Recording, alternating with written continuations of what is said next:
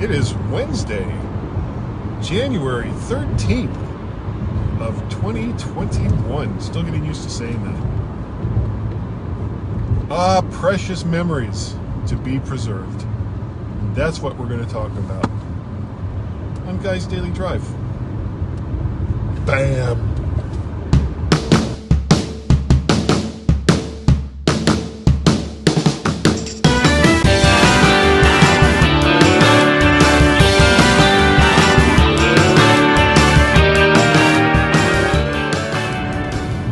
Good morning. It is a bright, sunny day, though cold as hell.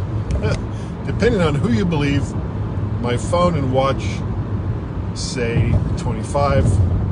My car tells me 29. To which I say, it doesn't matter. It's cold. You know, the difference, when you're in the mid to high 20s, the difference between 25 degrees and 29 degrees doesn't really mean much. It just doesn't. So, what to talk about today? I got a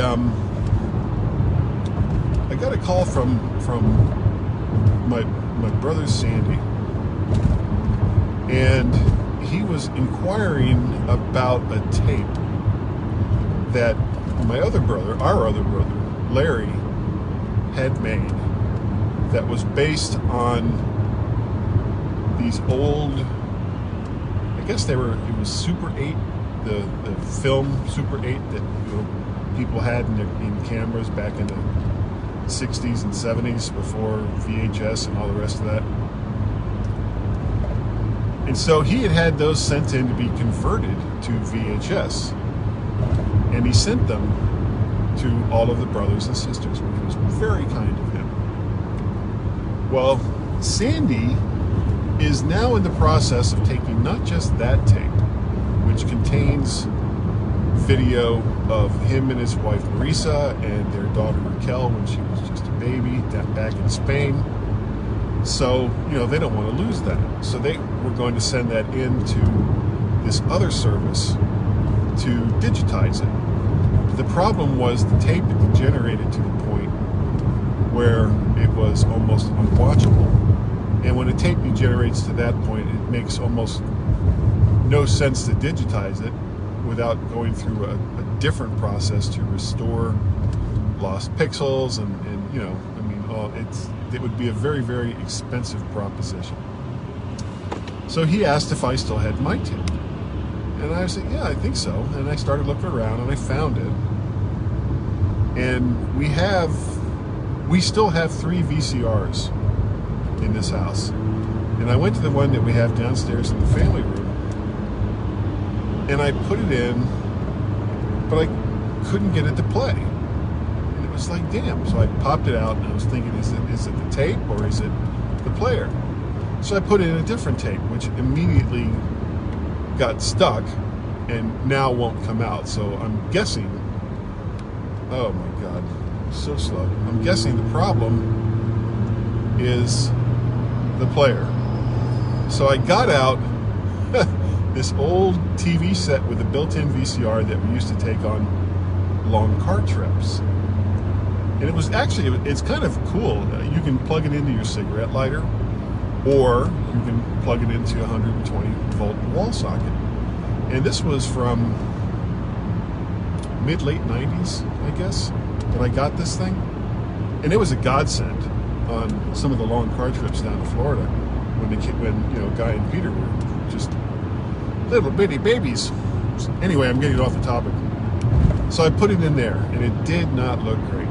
But it looked better than what Sandy had. So I figured, okay, I'll send that in. And then I started thinking about it. It was like, I've got a ton of not just VHS tapes going back to Tracy and my wedding, but also 8mm and high 8mm tapes. Hold on. that have just kind of languished for a long time because either the cameras I have don't work anymore, or they've been lost, or just I don't have any way to play these tapes. And there's some great stuff, stuff that would bore the tears out of anyone but immediate family. Video of Guy and Peter as little boys. Some video of Tracy and I when we went on our honeymoon in England that I don't think has seen the light of day since then. And just, just a bunch of precious memories that otherwise would be lost if something isn't done with them. And I don't even know if they're still good. They should be. They seem to be in pristine condition. So I looked around and I found this box. And inside the box was a bunch of these tapes, including a pristine copy, another copy of the converted film that Sandy was looking for. And when I pushed that into the TV VCR that I had, it looked as good as it was going to ever look, but the tape itself was in good shape. So it was like, okay.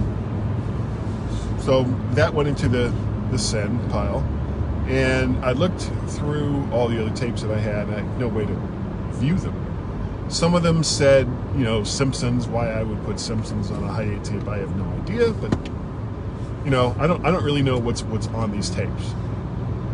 And with the special deal with the company that's going to digitize them, and it's called like South Branch or South Tree or something. I can't remember the name of the company off the top of my head. If I think of it, I'll put it in the eventual show notes.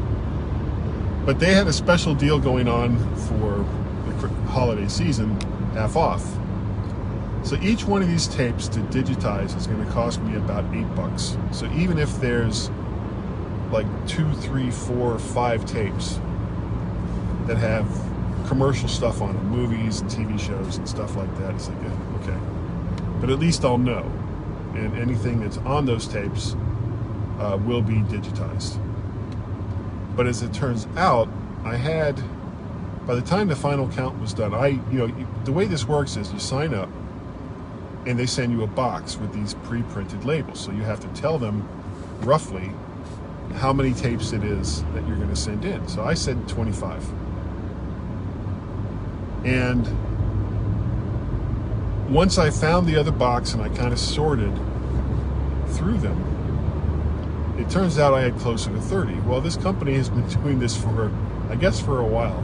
And they've anticipated that there may be more tapes there than what you originally told them.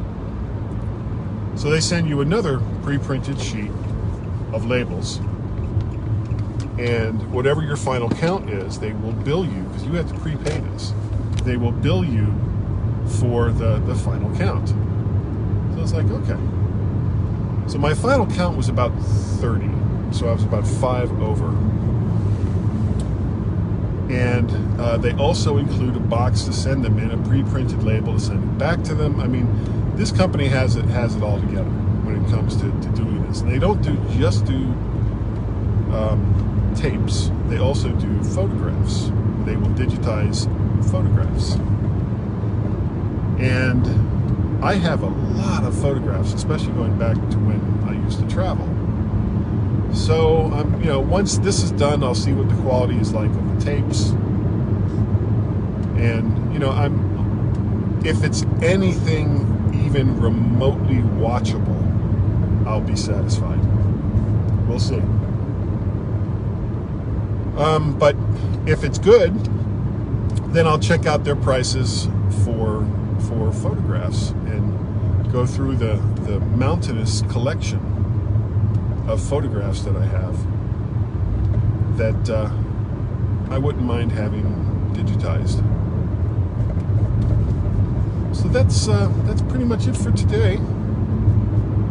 Thank you all for watching and or listening to Guy's Daily Drive. I really do appreciate it. I'm coming up on the home stretch here. I'm almost to work. If you would like to contact me, email address is guy@mymac.com. The website is vertshark.com, where you can see all the audios and videos. You can go over to YouTube if you just want to watch the videos, and check out Vert Shark, the playlist. And then you can like, share, subscribe. That's all you got to do. My God, man, it's the easiest thing since baking bread, which, as it turns out, isn't as easy as I thought it was going to be. But I finally have a good recipe. Maybe that's something I'll talk about later. The search for decent baked bread. What else? There's Mac to the Future livecast. I'll be doing that tonight with David Ginsburg and Warren Sklar. And of course, the mighty MyMac.com podcast that I do with Gaz for the last 10 years. Poor Gaz, he suffers so much. I got a before I go, I got an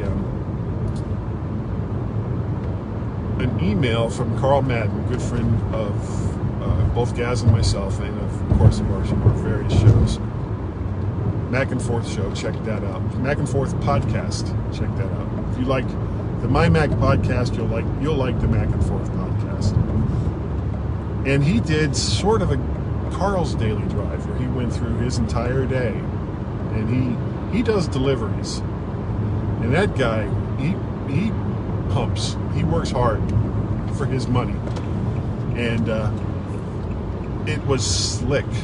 The way he did it was so slick, and he had a real nice GoPro. He wasn't doing it live. He had a real nice GoPro that he shot all this on, and it was beautiful, just gorgeous.